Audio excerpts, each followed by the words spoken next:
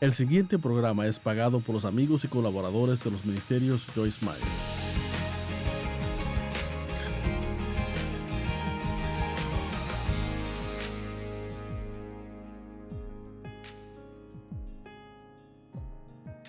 Voy a sentarme y simplemente contar mi historia.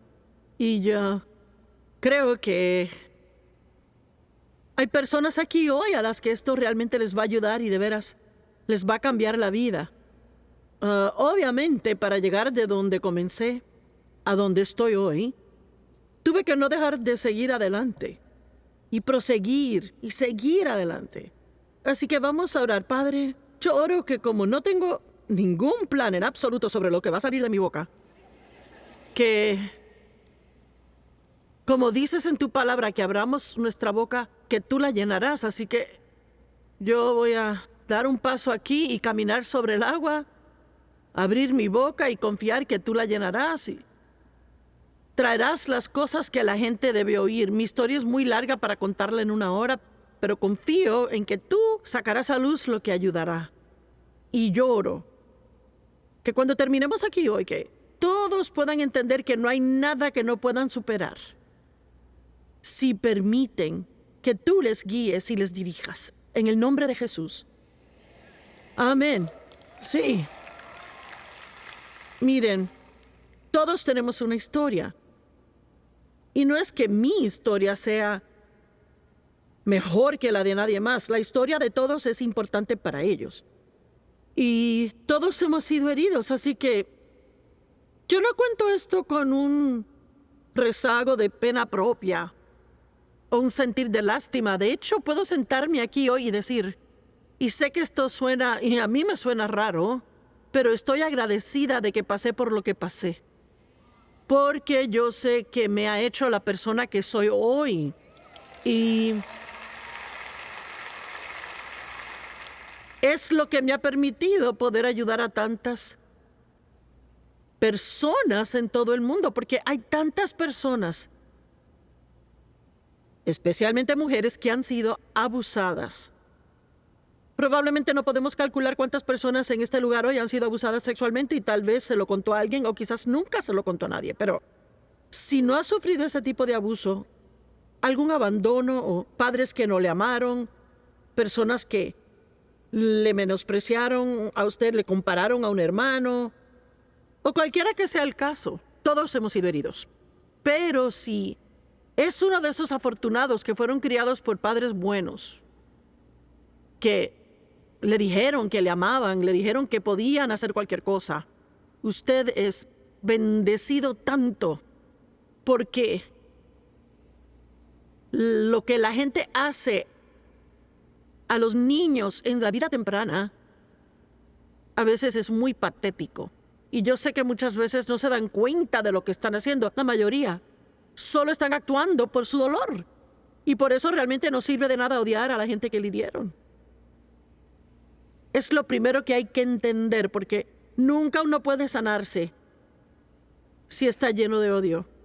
No se puede. Simplemente no puede sanarse a no ser que perdone. Es una de las primeras cosas más injustas que hay que pedirle a alguien. Pero lo que sea que Dios nos pida que hagamos, lo pide para nuestro beneficio. Tienen que entenderlo, aunque parezca difícil, injusto, es para su beneficio. Y mire, odiar a alguien que le lastimó es como tomar veneno esperando que su enemigo muera.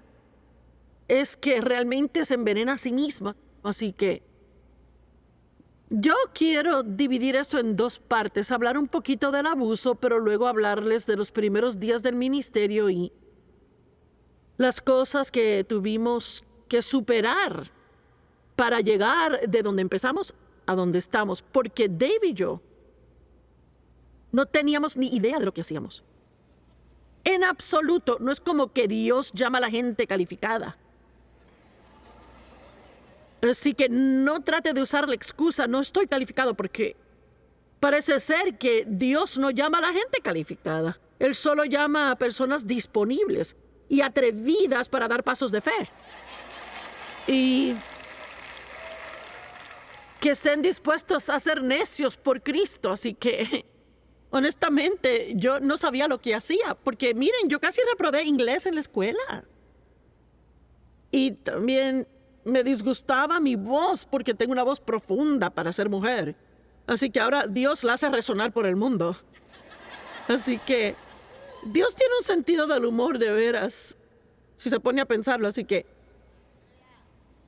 miren, yo nací en el 1943, justo en medio de la Segunda Guerra Mundial. Y mi papá fue enviado al campo de entrenamiento el día que nací. Así que yo solo lo vi una vez entre ese momento y cuando tuve 3 años. Así que éramos mi mamá y yo, una tía y un tío, y mi tío tenía los pies planos, así que no aceptaban a estos hombres en el ejército en ese tiempo. Así que mi primer recuerdo es que yo le tenía miedo a mi papá. Yo siempre... Es que estaba arraigada en temor desde que tengo memoria. Es que mi mamá dijo cuando volvió del ejército que era diferente a como cuando él se fue. Y creo que muchos hombres experimentaron eso, cosas que vieron y que pasaron, y él ni siquiera estuvo en combate. Pero llegó diferente y simplemente es que era cruel. Y a veces creo que su carácter malo fue peor que el abuso. Pero había algo que andaba mal con él. Él creció en una familia donde había incesto y él trajo eso con él. Así que desde mis primeros recuerdos, él me abusó a mí y luego él básicamente me hizo su amante para cuando yo tuve 13 años. Y él no me controlaba con fuerza, pero me controlaba con temor. Y es muy difícil explicar cómo uno puede tenerle tanto miedo a alguien que hará cualquier cosa que le digan. Pero ese tipo de temor es algo repugnante. Es que, miren, él trabajaba de noche y le doy gracias a Dios porque al menos yo no tenía que verlo por la noche. Y mi mamá le tenía tanto miedo. Yo tenía un hermano y mi papá básicamente lo ignoraba. Y recuerdo que cuando mi mamá estaba embarazada, oré que fuera niña esperando que a mi papá le gustara a ella más que a mí me dejara sola. No era algo que debería orar, pero oré así. Y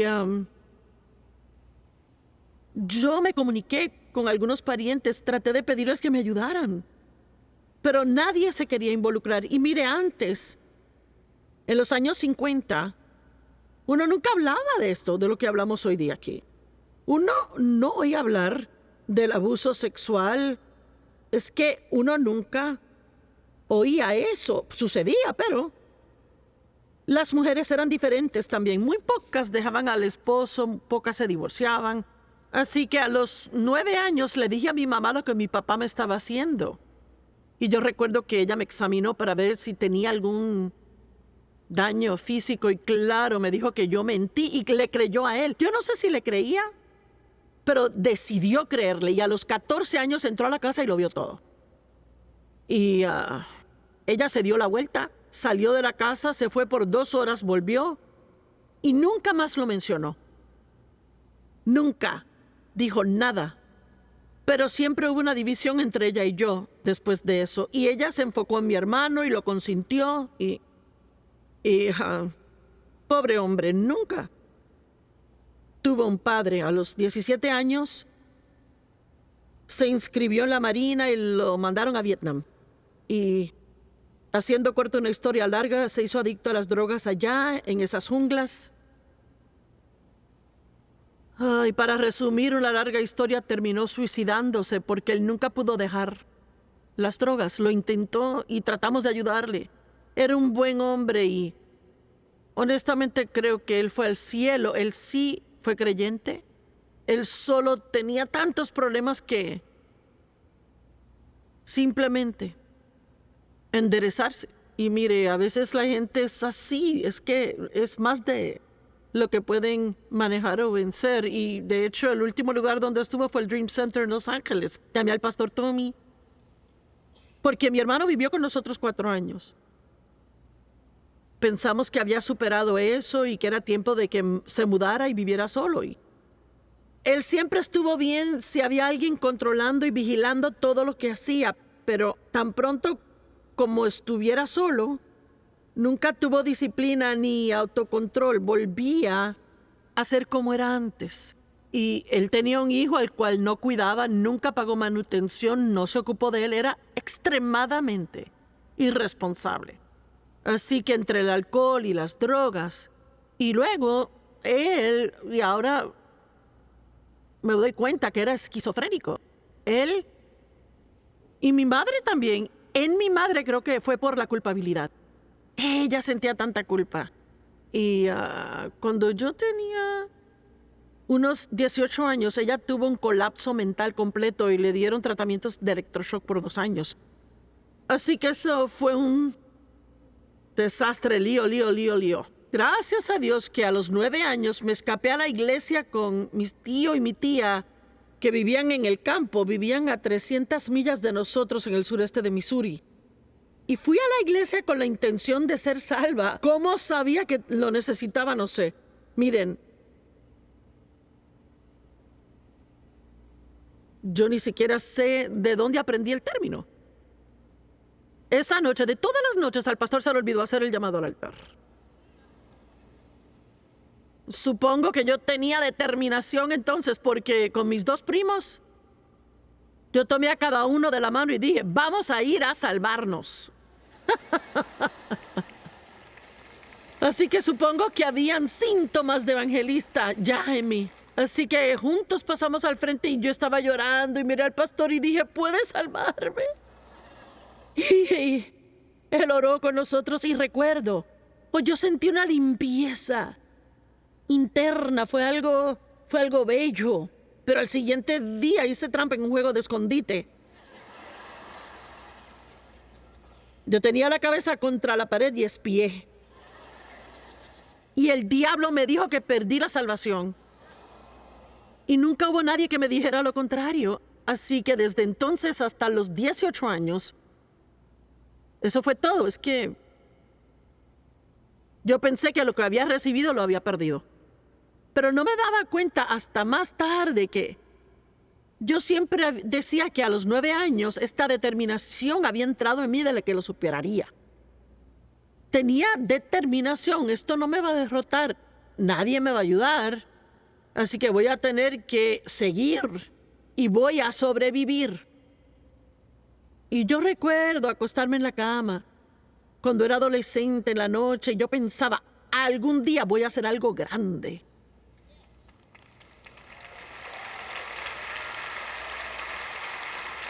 Y yo no sé si era el destino hablando o si era mi terquedad, pero mi papá siempre me decía que yo nunca llegaría a lograr nada, así que yo decidí que yo iba a hacer algo con mi vida.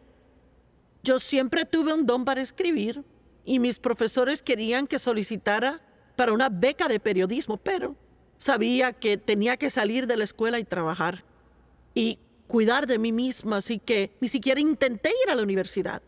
Y yo creo que es chistoso que soy autora de 153 libros y nunca tuve la educación para lograrlo.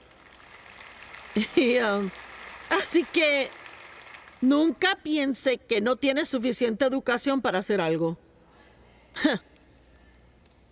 Porque puede hacer todo lo que Dios quiera que haga. Amén. Y no hay nada por lo que pase que usted no pueda superar con la ayuda de Dios. Nada. Nada en absoluto. Así que imagínese cómo mi vida fue por 18 años. Ahora miro atrás. Y realmente a mí ni me gusta usar esta palabra, pero en términos claros, mi padre me violó. No lo hizo a la fuerza, pero aún así lo hizo. Y mi mejor estimación fue que sucedió 200 veces en 18 años. Así que yo crecí muy sola. Él tenía un problema tal que ni siquiera podía invitar a una amiga a casa porque intentaría tocarla a ella. Y él no me dejaba hacer nada, ir a ningún lado, no podía tener amistades. Así que mis primeros 18 años se resumieron en voy a sobrevivir y me voy a salir de aquí. Y como él trabajaba de noche, en cuanto terminé mis estudios, empaqué mis cosas en 2, 3 cajitas, alquilé un apartamento amueblado y me fui. Y yo pensé que me había alejado de mi problema, pero no me daba cuenta de que me lo llevé conmigo en mi alma. De veras, honestamente, no me di cuenta que tenía un problema. Y ese es el primer problema, cuando tiene un problema y no se da cuenta que lo tiene. Porque lo que hace es culpar a todos los demás. Amén. Y entonces, yo pensé que nadie me querría porque había sido abusada y me casé con el primer tipo que mostró interés en mí. Tenía 18 años, él 19, y tenía más problemas que yo, si eso era posible. Y las personas con problemas suelen casarse con personas con problemas. Y luego se dan problemas entre sí. Y luego, si tienen hijos, le dan a esos hijos sus problemas. Pero la primera vez que quedé embarazada, tuve un aborto espontáneo. Y mi hijo mayor, que llamé David, fue el resultado de ese matrimonio. Ahora, eso fue una pesadilla de 5 años. Es que él no trabajaba. Vendía carros usados, pero no trabajaba. Y era un ladrón. Y justo luego de divorciarme de él, terminó yendo a prisión por escribir cheques sin fondos. Y cuando yo tenía 18 años, él me llevó a Albuquerque. En ese entonces le pagaban a uno para manejar un carro de un lugar a otro. Así que manejamos un carro hasta Albuquerque y le pagaron por eso. Así que estuvimos ahí un par de semanas y un día simplemente no volvió. Así que me abandonó en la ciudad de Albuquerque. No tenía carro, no tenía trabajo, tenía que caminar. No tenía dinero. Finalmente hallé a alguien en St. Louis, el hermano de una amiga mía, que me mandó dinero para un boleto de autobús. Mi esposo me hizo lo mismo de nuevo otra vez, pero en Oakland, California. Y él andaba con mujeres todo el tiempo y finalmente cuando me embaracé con mi hijo, que hoy es director de misiones mundiales, ahí yo lo dejé. Y él le dijo a todos que el bebé no era suyo. Y él vivía a 2 cuadras de mí con otra mujer. ¡Oh, qué divertido ha sido mi vida! Así que cuando tuve el bebé, él vino al hospital. No podía negar que el bebé era suyo porque se parecía a él. Salimos del hospital sin tener a dónde ir. Y para todos los efectos, estaba sin hogar. Y es realmente chistoso cuando lo pienso. Aquí estoy. Pero hubo un tiempo en que estuve sin hogar. No tenía dónde vivir. Así que le digo que sea lo que haya pasado en su vida o lo que esté pasando, nunca piense que no puede superarlo y que Dios no pueda hacer algo grande en su vida. Porque les cuento que puede tener un mal comienzo y un gran final. Amén. Así que él llamó a una ex esposa de su hermano, que era cristiana, y le pidió si podía acogernos por un tiempo y dijo que sí. Y yo no tenía ni idea qué estaba haciendo. Yo tenía un bebé, así que también tenía una infección porque tuve 2, 3 abscesos grandes en mi cuerpo y no fui al médico. Así que tan pronto como pude conseguí un trabajo en un apartamento y él estaba viviendo con la novia. Y él volvió una vez más. Y yo finalmente llegué al punto donde no podía soportarlo y le dije, yo me divorcio. Bueno, yo realmente no podía cuidar de mí misma y del bebé y sin nadie que me ayudara, vean. Fue el último recurso, pero supe que tenía que llamar a mi papá y volver a casa. Y sabía lo que significaba, que tendría que estar todo el tiempo evadiéndolo a él. Bueno, aquí entra en el cuadro Dave Meyer.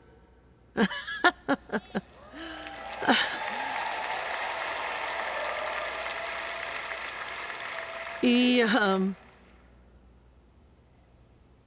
mi papá y mamá tenían un apartamento para 4 familias. ¿Saben lo que es? Antes eran muy populares. Uno compraba una casa, pero bueno, era para 2 familias y estaban en la ciudad y había una casa encima de otra casa. Y alquilaban el apartamento de arriba, así que el joven que vivía arriba trabajaba con Dave. Y Dave vino una noche a recogerlo para salir y yo estaba afuera lavando el carro de mi madre y tenía unos pantaloncitos cortos puestos y él pensó que me veía muy bien y decidió coquetear conmigo. Pues no me caían bien los hombres, no confiaba en ellos y era sarcástica. Y él dijo, cuando acabes con ese, ¿quieres lavar el carro mío? Y yo dije, si quieres que te laven tu carro, lávalo tú. Ahora, lo que estoy a punto de contarles es verdad. Dave había nacido de nuevo, era un cristiano, lleno del Espíritu, orando por una esposa. Y le dijo a Dios que estaba listo para casarse. Y dijo que sea alguien que necesite ayuda.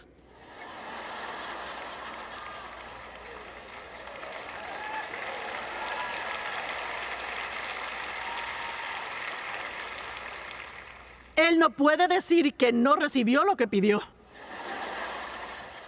Y cuando yo veo hacia atrás, miren, fue una situación divina. Antes solía estar en la cama con mi primer esposo y oraba que algún día Dios me diera a alguien que realmente me amara. Y yo siempre decía que sea alguien que me lleve a la iglesia. Yo quería ir a la iglesia, quería servir a Dios, pero no sabía cómo hacerlo sola. Y yo siempre oré, desde que tuve 9 años, oraba. Y miren, oraba que Dios me sacara de la situación y no lo hizo. Pero sí me ayudó a superarlo. Y a veces oramos que Dios nos saque de cosas y no lo hace y no lo entendemos. Y pueden preguntarme, ¿entiendes por qué Dios no te liberó de niñita de una situación así? Y no lo entiendo. Pero todo ha resultado muy bien. Y Dios tiene sus razones para permitir cosas que no comprendemos. Y lo único que sé es que no hay nada en su vida que será desperdiciado. Ningún nivel de dolor, ninguna injusticia será desperdiciada si se le entrega a Dios. Él hará algo hermoso con eso. Amén. Así que Dave dijo que lo que sintió en su interior tan pronto como le dije eso es, ay, esa chica es para mí. Así que o tenía que ser Dios o él estaba loco, una de las dos. Y supongo que fue de Dios porque llevamos 56 años caminando juntos y seguimos. Amén.